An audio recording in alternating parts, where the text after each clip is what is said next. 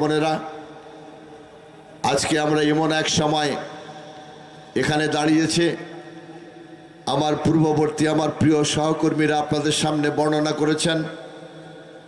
আমি সেই দিকে যাব না। আমি আমার বক্তব্য শুরু করার পূর্বে এই দলের প্রাণপ্রিয় প্রতিষ্ঠাতা শহীদ রাষ্ট্রপতি জিয়াউর রহমান, আমি তার আত্মার মাগফিরাত কামনা করি। আমাদের দলের অন্যতম নেতা জনাব আরাফাত রহমান কোকো, অন্যান্য সিনিয়র নেতৃবৃন্দ যারা ইন্তেকাল করেছেন, তাদের আত্মার মাগফিরাত কামনা করছি।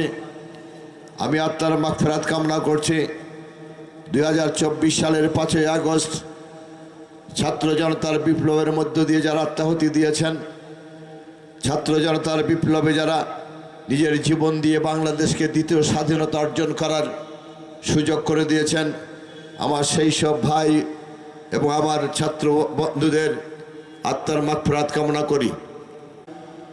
প্রিয় নবী, আমাদের প্রিয় নবী মোহাম্মদে মুস্তাফা সাল্লাল্লাহু আলাইহি ওয়াসাল্লামের প্রতি সঙ্গে শেষ করেছেন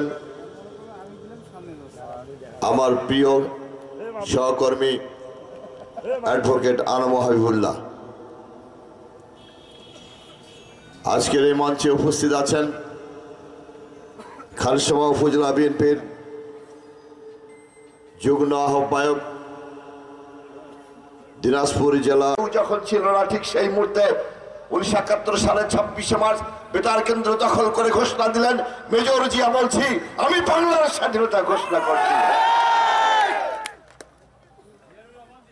আমরা সেই জিয়াউর রহমানের সৈনিক, আমরা সেই খালেদা জিয়ার সৈনিক। এরা পশ্চিম থেকে লড়াই করেছেন এরশাদের বিরুদ্ধে, লড়াই করেছেন 9 বছর ধরে।